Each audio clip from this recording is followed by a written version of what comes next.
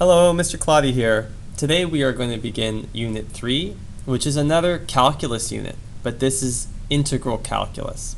Reminder, this is a chapter or unit that is not in the regular grade 12 course, that is IB only, and you'll see it again in university. Integral calculus is, in some ways, the reverse of differential calculus. Instead of finding the derivative, you're going to be given the derivative, and you're going to go backwards and find the antiderivative. So, for example, here I have a derivative which is f prime of x is this expression. What is the original function? So you need to kind of think here, right? This is like a little puzzle. Can you use your brain? Think. The original function, well, to get this as a derivative, think about it. This has to be x cubed. Now here, for this to make sense, this would have to be x squared, but then this would have to be less divided by 2, so this would be minus 2x squared, and this would be plus 5x. So it's like a little puzzle. And actually that's it. Is there a way I can check the answer? Yes. I could take the derivative of this and see if I get this. Right? If I take the derivative of this, it becomes 3x squared minus 2 times 2, 4x plus 5. So we should put a little note there. We can check by taking the derivative.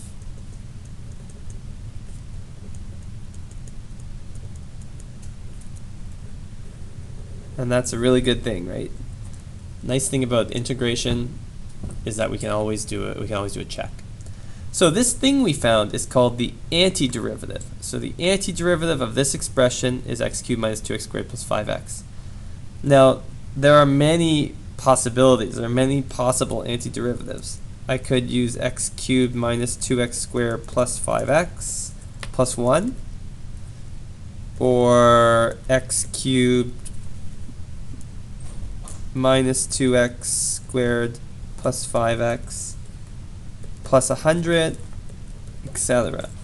There are all these different solutions. Why are these all valid? Because when I take the derivative of these, the constant disappears, right? This becomes 5, this just becomes 0, this becomes 0.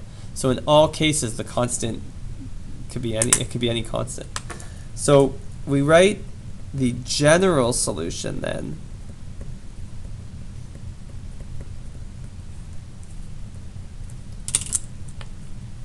F of x, the antiderivative, is equal to x cubed minus 2x squared plus 5x. And then we should always write plus c. C is an arbitrary constant. So we recognize that this number can be anything, and we just put plus c. So don't forget that plus c. So if I want to find the antiderivative here, okay, so there's my derivative. Let's work backwards. What's my derivative, or what's my original function? Well, hopefully now you're kind of unlocking the puzzle, right? We're working backwards. So if I want to go backwards, the degree is going to go up to x cubed. And if I were to take the derivative of that, it would be the 3 would come down. But I don't have a 3 here. So essentially I have to have a 2 over 3. Now if I were to take the derivative, the 3 would come down and cancel out with this 3, and I'd be left with 2x squared. Again, I add a square, this goes up to x squared, so then this becomes half because I have to ensure that it disappears, and then plus 7x. Is that it? No, it's not it. I need plus c. Arbitrary constant. This next question, ooh, I hate square root signs, so I'm going to rewrite that as x to the 5 over 2. Now, let's see if I can take the antiderivative. Well, first of all, my exponent is going to go up by 1. So I'm going to go up 2 over 2 to 7 over 2. And then if I took the derivative of that, the 7 over 2 would come down. But there is no 7 over 2, so I need a 2 over 7, which will cancel out. That might, oh, I'm forgetting plus c. Let's do a check. Again, these are little puzzles. Let's check how it works though. The derivative of this answer, 2 over 7 x to the 7 over 2. Remember, the derivative of this answer should give me this. So let's see. If I take the derivative of this, the 7 over 2 comes down. So I have 2 over 7, sorry. And I have the derivative now of x to the 7 over 2. So that gives me 2 over 7. Now, the 7 over 2 comes down, and I end up with x to the 7 over 2 minus 1, or minus 2 over 2. So that gives me, well, the 2 and 2 cancel out, the 7 and 7 cancel out, so I'm left with x to the 5 over 2. And indeed, it is correct. And that plus c, I forgot to take the derivative of plus c, but it just becomes 0.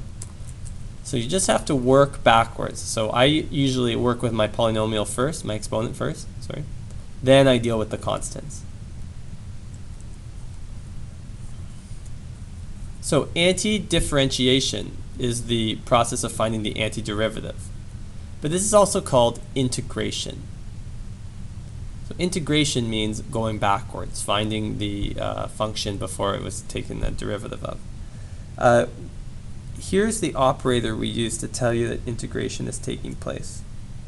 So for example, if I have a function, f of x, big F, is equal to the integral of f of x dx. Okay, so there's a lot of new math here. So this sign, it's kind of like almost like an S or a squiggle, and then the dx, those two things combined tell you to take the antiderivative of this function. This function, this thing that that's being integrated, is called the integrand.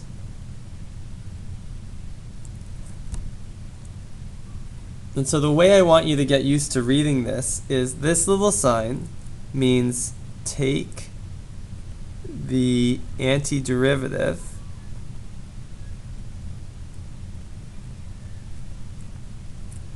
and this is of function f of x, and this is with respect to x. So this is telling me take this function and take the antiderivative of it, of the function, with respect to x.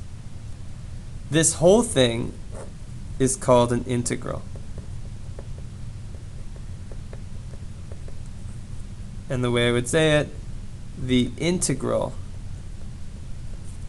of f of x with respect to x. Okay, so there's a lot of new concepts and notation here. Now, there are two types of integrals we're going to look at in this chapter. If you perform an integration on a function, say x, with no boundary conditions, your answer is going to be an indefinite integral, sort of like the question we did above. So what is the antiderivative of x? What do I take the derivative of that gives me x? Well, this x to the power of 1 is going to become x to the power of 2, but then I need a half in front so that when I take the derivative, that disappears. For this kind of question, I always have to do a plus c because of the general solution. Now later in the chapter, we're going to be looking at definite integrals. These are integrals where I give you an upper and a lower bound. I give you these boundary conditions here. Now we don't know how to do this yet, but this question always ends in a number. We will learn this later. So I don't need you to know how to do that. I just want you to recognize the two types of integrals. This one has no bounds, so the answer is a formula, or is an equation with a plus c. This integral has two bounds on it. It becomes a number, which we will learn later. Right now we're just doing indefinite integrals, they're called. So let's do some more examples. Here we go. Integral of x to the 4, the antiderivative of x to the 4. Well, this is going to become x to the 5. Then you have to think, what is my constant that's going to ensure that there's no number in front? Well, it would have to be 1 over 5, because the 5 comes down and cancels that out. and then we put plus c. We don't forget the plus c. Again, this is your first time seeing this. Sorry if I'm going too quick. It's going to take some time to wrap your mind around going backwards, but we can always check our answer by finding the derivative, which should give me this function. Let's do this next question. First of all, I don't like the way it's written, so I'm going to write it as x to the 3 over 2 dx. So now, the integral of this, well, I'm going to add 1, or add 2 over 2, so this is going to become 5 over 2. And then I need to ensure that that constant goes away, so I'm going to write 2 over 5 plus c. What's the integral of 4? What do I take the derivative of to get 4? Well, that would be 4x, which is almost correct. I have to add c.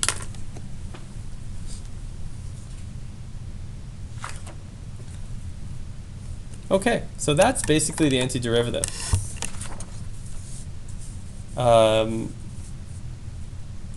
Here are some rules about the integral that we know so far.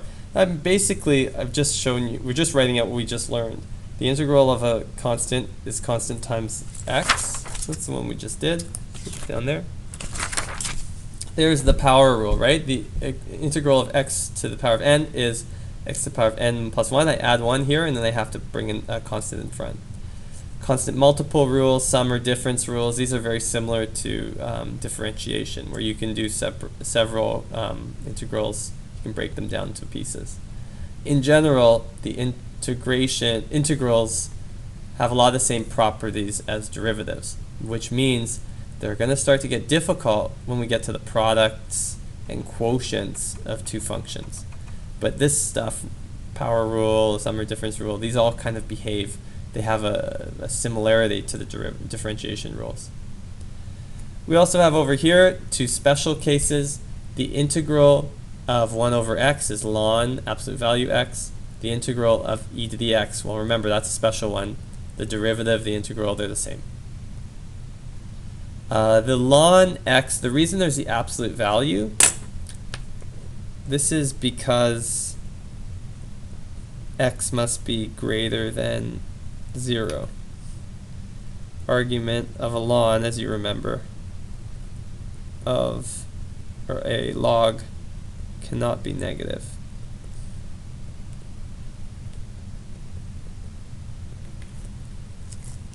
Okay, so let's try doing some questions using these rules. Again, most of these don't dwell too much on these. It's sort of the same intuitive rules as differentiation.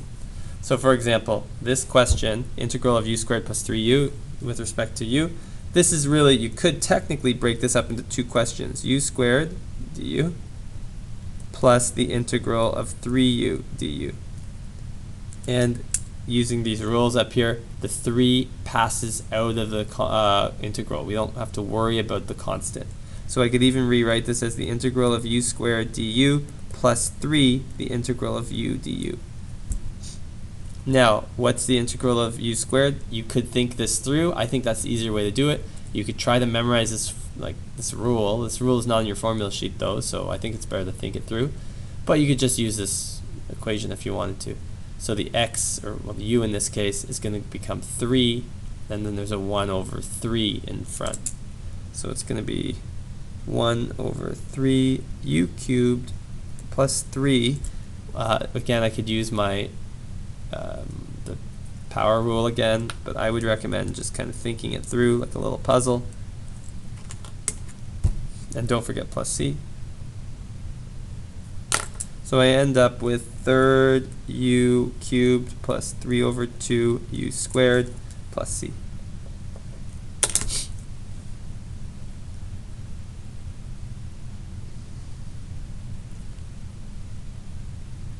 Okay, this next question is, let's rewrite it, the integral of let's write it like this, x to the negative 3 over 4 dx. So I don't like the negative. I gotta get rid of the rational, and I'm gonna rewrite it so that it's a power. I can apply this power rule. So again, you could use the formula up here, but I like to think it through. So this is gonna be x. Now I have to add 1 to this, or add 4 over 4. So that's going to give me 1 over 4. Now I need to ensure that when I take the derivative, a quarter would come down, that disappears. So I'm going to put a 4 in front. And then I get plus c.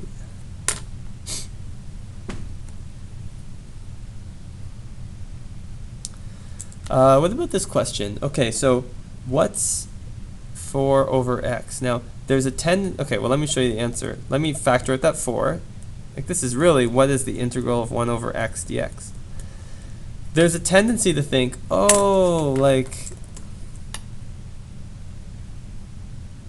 let me do what is not right. So 1 over x dx, oh, that's integral of x to the negative 1. Okay, well, let me add 1 to that, so I get x to the power of 0. And then, okay, so this is not correct. That's a mistake. When you see 1 over x, you might have a tendency to try to use the puzzle and unravel it. But the integral of 1 over x is ln x. So this is going to become 4 ln absolute value x plus c. Or you can write it this way: 4 ln x plus c, x is greater than 0. So those both mean the same thing. So be careful you don't get tricked by the 1 over x. The 1 over x is ln, and that's kind of one you have to remember.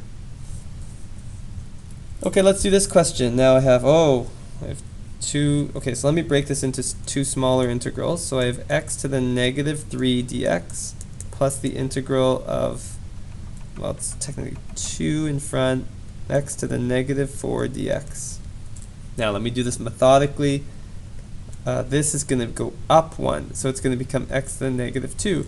But then I need to make sure that that negative 2 is not there. So I have negative 1/2. So that when I find the derivative, the 2's cancel out. And then this is going to be 2. This is going to go up 1, so I'm going to have x to the negative 3. So I have negative 1/3 in front plus c. Then we just clean it up. This becomes negative 1 over 2x squared minus 2 over 3x cubed plus c. Now you kind of get the idea. Like, each of these functions, that sum or difference rule, means I can do each one individually. So here, you don't even need to write out that for ancillary step. You could just do each one. So what's the integral of 1 over x? Well, that's ln absolute value x. What's the integral of x? Well, that's half x squared. What's the derivative, what's the integral of 1? It would just be x plus c. And if you're not sure, you can check your answers by finding the derivative. What's the derivative of ln x? 1 over x. What's the derivative of this? X. What's the derivative of this? 1. I can do a question where I don't have any numbers at all. I just have letters. This is going to be a, okay, let's take the a out. What's the integral of x squared? Well, it's x cubed 1 over 3. This is going to be b x squared, it's half. And this is going to be plus cx and plus big C for the constant. So I end up with a over 3x cubed plus b over 2x squared plus cx plus big C. I always do the C in different color in the lesson, but you can do it in the same color. Okay, let's get to some trickier integrals. Now, I will say with integrals, and I'll probably say this again, in general, we can give you very hard derivatives. We can't give you really hard integrals. It's just there are a lot harder integrals. The techniques we won't show you till university. So the types of integrals, even though you know this isn't really in the regular grade 12 program, the questions we give you I find are easier than what you'll see in derivatives. So a question like this, for example, when you see it, this is a function divided by a function. This is a quotient. And my spider sense should be going off. I can't find a derivative of a quotient easily, so I can't find a derivative of, or an integral of a quotient easily. There's no rule that I know how to solve this. So how can I do it? Well, I should be able to get rid of it, make it so it's not a quotient. And what I can recognize is that this is, hang on, which question am I on here? This is a common factor, common denominator. So you can imagine this instead as 3 separate terms with the same denominator. I hope you can appreciate that this line going up gives you this line. Because these have the same denominator, I can add and subtract them. So in general, when you have a polynomial over one term, this term kind of goes into each of these separately, and you can split it up like this. Now this is a lot easier. I end up with the integral of, it's not that easy, 5 over 2x minus x minus 21 over 2 dx. So I have 3 terms. I'm going to integrate each of them separately. So the first one is x. It's x, so it's going to become x squared. Now, and to ensure that that 2 disappears, I have to have a half in front. And that's multiplied by 5 over 2, the constant. So I'll deal with that after. Uh-oh. Did I do this right? Uh-oh. Oh, no, no, no, no, no, no, no, no, no. Oh, sorry. So this is 5 over 2x. Oh. Oh, well. Okay, so this is 5 over 2 ln absolute value x, because I just broke my own rule, but I have the x in the denominator. This one's a lot easier. Okay, the x, this becomes half x squared. And this becomes minus 21 over 2x plus c. Whew. That's embarrassing, right? It's caught on live TV forever. Okay, next question. Again, this is integral of 2 functions multiplied together. We haven't learned how to do that, right? We know this is a problem for differentiation, so it's a problem for integration. But what I can do is I can expand and turn this through some clever math trickery into something I can deal with. So I end up with u squared plus 8 minus 2, which is minus 6u minus 16 du.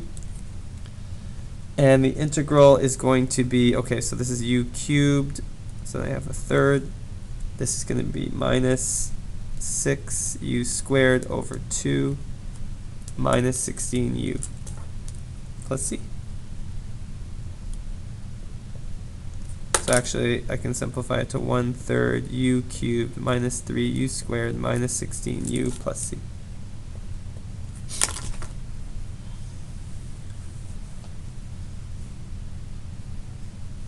And finally, now you can get to some fun jokes. What is the integral of 1 over cabin with respect to cabin? Well, that's just ln cabin, right? It's ln of the variable plus c, of course. Which ln, remember, is just a log e. So this is a log cabin. That's a great joke. Another classic one is this. Integral of 1 over mower with respect to mower. Well, that's just a lawn mower. You wait all year to make that joke. Imagine, they don't teach that in regular grade 12. You don't get to make that joke in regular grade 12 anymore. Okay, so homework is page 293, number 1 to 12, 294, number 1 to 12, and 298, number 1 to 10. It seems like a lot, but it's not that many, and you need the practice, right? This is a new thing that takes a lot to get used to. So good luck with that, and we'll see you next time.